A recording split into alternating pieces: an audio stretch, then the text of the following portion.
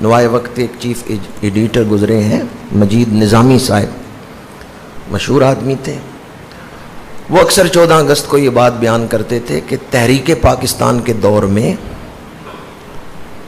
MAO college کے سامنے میں اور میرے کچھ دوست پاکستان کے حق میں جلوس لے کے نکلے کہ ہم پاکستان بنائیں گے. تو ہندوؤں نے پتھراؤ کیا، اینٹیں ماری. تو میرا ایک دوست تھا عبد المالک، اس کے سر پہ اینٹ لگی اور وہ اس جلوس میں شہید ہو گیا. پاکستان نہیں بنا، تحریک چل رہی ہے کہ ہم پاکستان بنائیں گے. تو یہاں جو لاہور میں ہندو تھے انہوں نے اس جلوس پر اینٹیں برسائیں، اور مجید نظامی صاحب کہتے ہیں کہ میرا دوست عبد المالک وہ اس اینٹ سے مر گیا، شہید ہو گیا. جب پاکستان بنا تو مجھے وہ سارے لوگ یاد آئے جنہوں نے یہ ملک دیکھنے کے لیے اپنی جانیں قربان کی.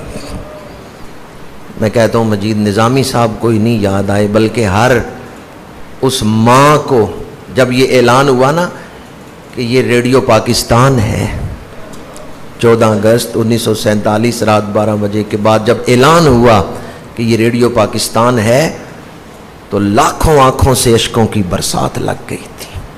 کئی مائیں اپنے ان بیٹوں کو یاد کر کے جو یہ وقت دیکھنے کے لیے اپنی جانیں قربان کر گئے تھے انہیں یاد کر کے رو رہی تھی. کئی بہنیں اپنے بھائیوں کو یاد کر کے کہ اس ملک کے لیے یہ اعلان سننے کے لیے تم نے اپنی جانیں دے دیں، اللہ تمہاری قبروں پہ رحمتیں نازل. لیکن آج ہمیں وہ یاد نہیں. یہ ننکانہ صاحب کے پاس بھولا چک میں ایک بابا جی صاحب ہیں، 86 سال ان کی عمر ہے، بابا جی میر دین صاحب. وہ کہتے ہیں میرا اصل گاؤں جو ہے وہ ضلع امرتسر میں نارائن گڑھ، وہ میرا اصل گاؤں تھا. تو اس سے مسلمانوں نے ہجرت کی اگست کے شروع میں. جب یہ پتہ چلا کہ پاکستان معرض وجود میں آ رہا ہے تو ہمارا جو علاقہ ہے یہ ہندوستان میں آ جائے گا. ہم نے سوچا ہم پاکستان چلتے ہیں. ٹانگرا اسٹیشن پر ہندوؤں کے ساتھ اور سکھوں کے ساتھ لڑائی ہوئی، 100 مسلمان مرد اس میں شہید ہو گئے. تو بابا جی میر دین صاحب کہتے ہیں میرا جو والد تھا وہ بھی وہاں شہید ہو گیا. کتنے بچے یتیم ہوئے اس تحریک میں، جو پھر ساری عمر ماں باپ کی محبت کو ترستے رہے، جو اپنے والدین کی محبت کو عمر بھر ترستے رہے. لیکن والد شہید کہاں ہوا؟ تحریک پاکستان. وہ بابا جی میر دین صاحب بیان کرتے ہیں کہ 100 مرد ہمارے شہید ہوئے اور اس قافلے میں سے 28 عورتوں کو ہندو قیدی بنا کے زندہ اپنے ساتھ لے گئے.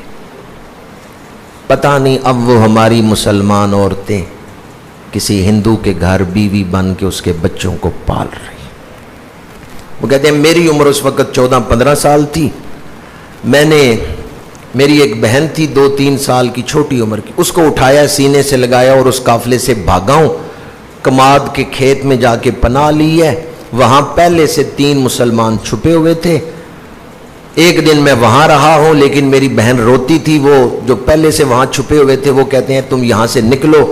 میں پھر بہن کو لے کے واپس اپنے گاؤں کی طرف گیا ہوں. گاؤں اجڑ چکا تھا. میں اور میرا والد ہم تو ہجرت کر رہے تھے لیکن میرے دادے نے ہجرت نہیں کی، وہ گاؤں میں ہی تھے. یہ میر دین صاحب کہتے ہیں میں اپنی چھوٹی بہن کو لے کے جب واپس گاؤں پہنچا، مسجد میں جا کے میں نے پناہ لی. میرا دادا بھی وہاں چھپا ہوا تھا مسجد میں، اور دادے نے مجھ سے میرے والد کے بارے میں پوچھا. میں نے بتایا وہ شہید ہو چکے ہیں. اپنی بیٹیوں اور بہوؤں کے بارے میں پوچھا. میں نے بتایا ان کو ہندو اپنے پاس قیدی بنا کے لے گئے ہیں. تو اس وقت اس بوڑھے کی کیا حالت ہوئی ہوگی. پھر رات کے اندھیرے میں میرے دادے نے مجھے اس کیمپ تک پہنچایا کیونکہ میں پاکستان آنا چاہتا تھا. کچھ اور مسلمان بھی اس گاؤں کے تھے، ان کے ساتھ مل کے ہم اس کیمپ تک پہنچے رات کے اندھیرے میں، جس کیمپ سے ہمیں پھر پاکستان منتقل کیا گیا. لیکن میں حیران ہوا. بابا جی میر دین صاحب بیان کرتے ہیں کہ جس ٹرک میں ہم آئے اس ٹرک میں ہر شخص ہی دکھی تھا، کیونکہ گھر لٹا کے آئے تھے، عزیزوں سے جدا ہوئے تھے، ہر شخص دکھی تھا. لیکن جب لاہور پہنچے ٹرک سے اترے تو زمین کو بوسہ دے رہے تھے. شکر ہے ہمیں اسلام کے نام پر یہ آزاد ملک حاصل ہو گیا. کیا جذبات تھے ان لوگوں کے، گھر بار لٹا کے یہاں آئے تو یہاں پہنچ کے زمین کو بوسہ دے رہے.